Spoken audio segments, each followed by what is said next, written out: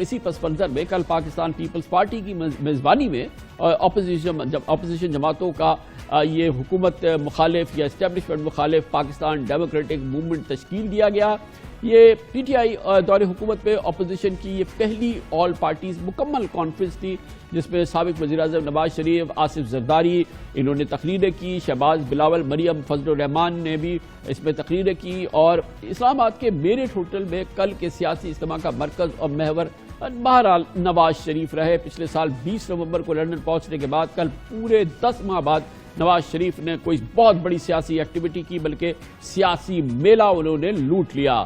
Even field apartment سے اپنے بیٹے حسین نواز شریف کے دفتر میں ویڈیو لنک کے ذریعے خطاب کے لیے روانگی سے قبل نواز شریف حشاش بشاش چاقو چوبند نظر آئے۔ نواز شریف مسکراتے ہوئے خوشگوار موڈ میں حسین نواز، حسن نواز، اسحاق ڈار، ناصر بٹ کے ہمراہ روانہ ہوئے، اور پھر ویڈیو لنک پر مسلسل 54 منٹ تک انہوں نے خطاب کیا۔ اس دوران نواز شریف کی کیفیت میں ماشاءاللہ بیماری یا نقاہت کے آثار دور دور نظر نہیں آئے۔ ماشاءاللہ نواز شریف مشترکہ جو اعلامیہ تھا آنے تک تقریباً 9 گھنٹے تک اے پی سی سے ویڈیو لنک کے ذریعے جڑے بھی رہے۔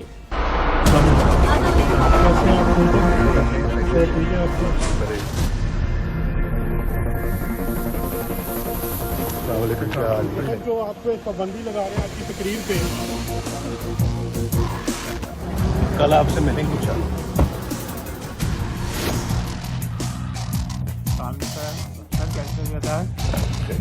شکر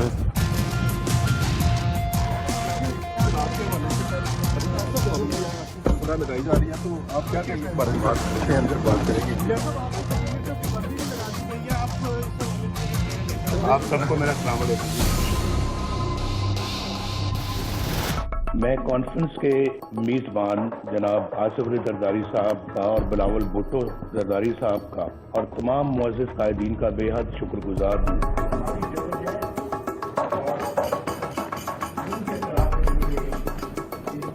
موقع ملا، نواز شریف نے تو زبردست جذباتی تقریر کری، بلکہ میں کہوں گا دل کی بھڑاس نکالی۔ نواز شریف اسٹیبلشمنٹ کو کوستے رہے، شہباز شریف دانتوں میں انگلیاں دبائے اس تقریر کے ختم ہونے کا انتظار کرتے رہے۔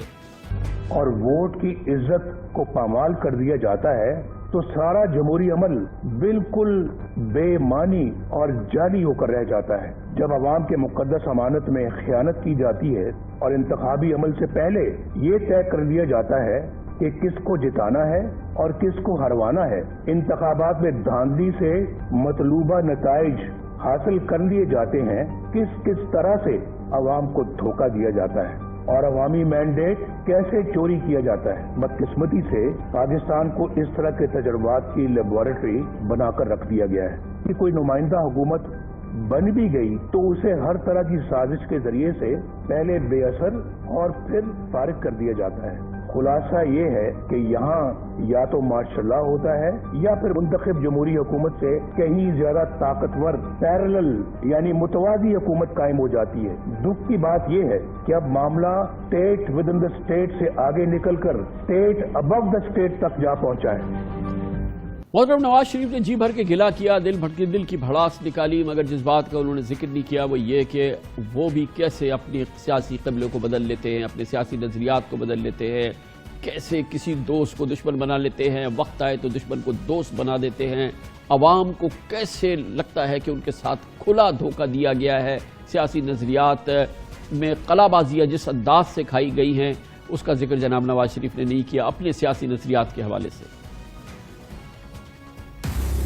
سارا پیسہ تو کھا گیا زرداری، اور جو آپ کا اس قوم کا پیسہ تھا، اس قوم کے خون پسینے کی کمائی تھی، اس نے سرے میں مال خرید لیا۔ یہ لٹیرا انسان، یہ لٹیرا پاکستان کی دولت کو لوٹ کر اس نے سرے میں مال خرید لیا ہے۔ میرا نام بھی نواز شریف نہیں، اس نے اس کو نیلام کر کے اس کی تمام دولت کو میں قوم کی قدموں میں نثار کروں۔ میں آصف زرداری صاحب سے درخواست کر رہا تھا کہ آپ گفتگو پہلے فرمائیں، تو انہوں نے مجھے کہا آپ پہلے فرمائیں، تو میں نے کہا نہیں آپ پہلے فرمائیں، انہوں نے مجھے کہا نہیں آپ پہلے فرمائیں، تو میں نے ان کی بات مان لی، کیونکہ وہ مجھے بڑا بھائی کہتے ہیں، میں ان کو بڑا بھائی کہتا ہوں۔ چھوٹے بھائی نے بڑے بھائی کی بات مان لی۔ جتنی امیدوں کے ساتھ میں نے زرداری کے ساتھ دستخط کیے، آج मुशर्रफ की रूह जरदारी में घुस गई है। ये सारे काम वही कर रहा है जो मुशर्रफ कर रहा था। जो इस वक्त आपका किरदार है मोहतरम जरदारी साहब, और जो कुछ मुझ जैसे नाचीज का किरदार है, ये अल्हम्दुलिल्लाह दूसरों के लिए मशले राह होना चाहिए। अब ये खामखा लड़ना, छोटी छोटी बातों पे एक दूसरे के गिरेबान को पकड़ना, ये अब सब माजी की यादें रह जानी चाहिए। जरदारी साहब, ये मुझे पता नहीं था कि आप भी छुप कर वार करेंगे, पर्दे के पीछे रहकर ये बहुत घिनौनी साजिश कर रहे हैं। मैंने फैसला कर लिया कि मैं जरदारी साहब बुलवा दूंगा। जरदारी साहब, आपने बड़ी चालाकी के साथ नवाज शरीफ को धोखा दिया है और ये कौम आपकी चालाकी को और धोखे को जान चुकी है। मुझे क़याम जद्दा का वो दिन कभी नहीं भूलेगा जब मोहतरम आसिफ अली जरदारी साहब, मोहतरमा बेनजीर भुट्टो साहिबा के हमरा मुझे मिलने आए थे। मैंने तो बड़े खुलूस, प्यार, मोहब्बत और उम्मीद और मान के साथ आपसे हाथ मिलाया था। ये आपने क्या हाथ कर दिया हमारे साथ, ये आपने क्या धोखा कर दिया हमारे साथ, ये किया पीछे से आपने हमारे साथ, हमारी अपना बैग में आपने खंजर घोंप दिया। अब इस इंतहाई अहम सियासी डेवलपमेंट में बात करेंगे। पाकिस्तान की बहुत ही मोतबर सियासी तज्ज़ियाकार, बहुत ही सीनियर जर्नलिस्ट हैं, न्यूज़ एंकर पर्सन भी है, मोहतरमा नसीम ज़हरा हमारे साथ मौजूद हैं। बहुत बहुत शुक्रिया नसीम ज़हरा साहिबा। कल जब नवाज शरीफ साहब अपने दिल की भड़ास निकाल रहे थे, 1 घंटे की उन्होंने तकरीर की, माशाल्लाह बहुत हशाश बशाश नज़र आ रहे थे। वो क्या पूरी अपोजिशन को रिप्रेजेंट कर रहे थे या कम से कम मुस्लिम लीग नून को रिप्रेजेंट कर रहे थे? क्या लग रहा था, वो किसकी आवाज़ थे? मेरा ख्याल है कि वो ज्यादा अपनी आवाज थे, यानी कि नवाज शरीफ साहब के जो तजुर्बे रहे हैं और जिस तरीके से उन्होंने इंटरप्रेट किया तजुर्बों को, उनको एक यकीनी तौर पे एक गुस्सा है, और गुस्सा भी है और एक उनको ये कांस्टेंट एक है, उनके ये सोच है कि फौज का जो मुदाखलत है तो उसकी वजह से पाकिस्तान के तमाम मसाइल हैं। वो और बात है कि जब वो रिकॉल करते हैं तो वो आधा रिकॉल करते हैं, आधा नहीं रिकॉल करते। वो यानी कि आधा सच है और आधा शायद एमनीजिया है। तो उनकी इट्स वो उनका अपना बड़ा एक पर्सनल एक्सपीरियंस है, वो पर्सनल एक्सपीरियंस सामने आता है। और यकीनन कामरान साहब ये जो लेकिन वो सिर्फ वो पर्सनल एक्सपीरियंस शेयर करते हैं जिसमें कि उनको बज़ाहिर नुकसान हुआ या जिससे उनको तकलीफ पहुंची। जिस पर्सनल एक्सपीरियंस से फौज ने उनको फ़ायदा पहुंचाया या सियासत की तमाम मदारिज पे उरूज पे पहुंचाया, उसका कभी वो जिक्र नहीं करते कि इसी फौज ने उनको कहां से कहां पहुंचाया। वो याद रखिए। जी, बात दुरुस्त है। मैंने इसीलिए कहा कि आधा उनको याद रहता है, इट्स पार्शियल रिकॉल। और ये बात भी दुरुस्त है कि इन्होंने पिछले कुछ बरसों में ये भी कहा है कि मैंने गलतियां की हैं। तो लेकिन बात ये है कि जो पूरा सच है वो ये है कि जनरल बाजवा को in terms of statement of fact इन्होंने आखिर वोट दिया है कि उनकी एक्सटेंशन के लिए। तो ये नहीं हम कह रहे कि देना चाहिए या नहीं देना चाहिए, लेकिन फिर जब इनके पास अथॉरिटी होती है, कारगिल में इनके पास अथॉरिटी थी, इन्होंने जनरल परवेज मुशर्रफ को, वो आर्मी चीफ थे, इन्होंने उनको एक और ओहदा दे दिया, चेयरमैन जॉइंट चीफ बना दिया।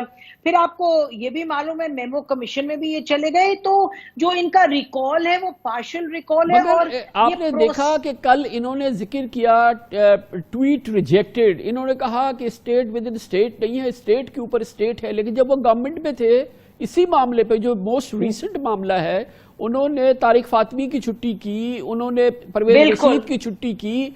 इसी मामले पे इन्होंने कोई शुद्ध नहीं की, बल्कि अपने करीब तरीन लोगों को फारिग कर दिया। जी, मेरा ख्याल है कामरान ये बात एक बहुत मसला है, क्योंकि पाकिस्तान में सिविल मिलिट्री के जब से पाकिस्तान बना है बहुत सी बातें हुई हैं और बहुत सी बातें बनी हैं। मेरा ख्याल है कि ये आज हमारे पास शाहिद खान अब्बासी साहब थे तो बात कर रहे थे, वो हर बात का जवाब मुझे कहते ट्रूथ कमीशन बने। तो मुझे तो लगता है कि जरूरत है ट्रूथ कमीशन बनाने की, क्योंकि आप देखिए ना, नवाज शरीफ साहब जब कल बात कर रहे थे حقائق بھی تھے لیکن پارشل ریکال میں چیزیں ڈسٹورٹ بھی ہوتی ہیں. اور دوسری بات یہ ہے کہ یہ بھی معلوم نہیں کہ پارٹی، حالانکہ شاہد خاقان عباسی صاحب نے آج کہا کہ جی اب جو انہوں نے کہا ہے وہ پارٹی کی سوچ ہے، لیکن مجھے نہیں معلوم کہ آپ یقین کرتی ہیں کہ آپ نے ملاحظہ فرمایا ہوگا کہ جب نواز شریف صاحب تقریر کر رہے تھے اور جو جس طرح سے وہ گرج رہے تھے، آپ نے شہباز شریف صاحب کی باڈی لینگویج دیکھی ہوگی، وہ تو دانتوں میں انگلیاں دبائے بیٹھے ہوئے تھے. یقینی طور پہ شہباز شریف صاحب کو نہیں پتا تھا کہ ان کے بڑے بھائی فارمر پرائم منسٹر کیا کہنے لگے، یقینی طور پہ. اور حالانکہ جو ہمیں پتا چلا ہے وہ یہ کہ جب آرمی چیف، دیکھیں نا، یہ بھی ایک بہت انہونی بات ہے جو آج فائنلی آرمی کی طرف سے یہ ان کو ضرورت محسوس ہوئی کہ پچھلے ہفتے کی میٹنگ ہے اس کو بتا دیں، بیان کر دیں. سب چینلز نے ایک ہفتے پرانی بات سامنے لائے اور کہا کہ جی آرمی چیف نے کہا ان کو کہ آپ ہم سیاست سے دور رہنا چاہتے ہیں. اور یہ بات میں نے مصدقہ ہے، میں نے لوگوں سے چیک کی جو وہاں تھے، کہ انہوں نے یہ کہا کہ بلاول بھٹو صاحب نے گلگت الیکشنز کی بات کی، گلگت بلتستان کے وہ ایمانداری کے ہوں یہ وہ، تو اس پہ انہوں نے کہا کہ دیکھیں ہمیں دور رکھیں اس سے. ہم نے پہلے کہا ہے جو آپ نے الیکشن ریفارمز کرنے ہیں خود کریں، جو آپ نے نیب کا جو کرنا ہے آپ خود کریں. تو یہ میں نے پی ایم ایل این سے بھی پتا کیا، یہ کنفرم ہوئی بات کہ the army chief said that. اور میں نے ذرائع سے پتا کیا تو دیکھیں یہ بھی بات ہوئی کہ وہ جو قصہ ہوا، جو میٹنگ ہوئی، پھر ان کو جو کل نواز شریف صاحب نے بات کی، اس کا اور یہ ہو نہیں سکتا کہ شہباز شریف صاحب نے نواز شریف صاحب کو بریف نہیں کیا تھا کہ بھئی جو میٹنگ ہوئی ہے. لیکن یہ جو کل نواز شریف صاحب نے کہا، دیکھیے یہ ہم اس میں نہیں پڑھتے کہ انہوں نے سچ کا یا جھوٹ کا، کیونکہ بہت سے حقائق تاریخ میں رقم ہے، وہ آپ اور میں اس کو ڈینائی نہیں کر سکتے.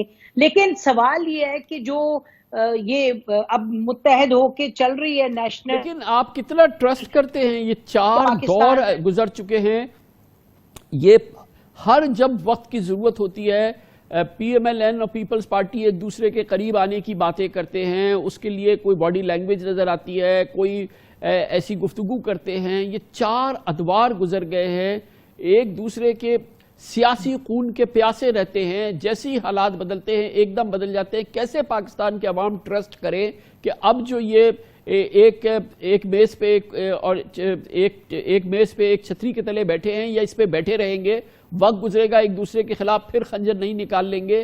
کیسے عوام ٹرسٹ کریں ان پر؟ نہیں جی، میرا خیال ہے کہ بات یہ ہے کہ یعنی ٹرسٹ کرنے کی کیا بات ہے، دیکھنا یہ ہے کہ کل انہوں نے ایک بات کہی ہے، اب یہ کس طرف چلتے ہیں. کیونکہ جو آپ نے جیسے کہا تاریخ سیاست میں تو حقیقتیں روز بروز بدلتی ہیں. کوئی ہمیں کیا معلوم فضل الرحمان صاحب جو کہہ رہے ہیں کہ استعفے دیں آپ تو استعفے دیں گے. آپ نے یہ سنا کہ بلاول بھٹو نے کہا کہ میں استعفیٰ نواز شریف صاحب کو دے دوں گا. نواز شریف صاحب تو یہاں ہیں بھی نہیں. بہت بہت شکریہ محترمہ نسیم زہرا ہمارے ساتھ موجود تھی.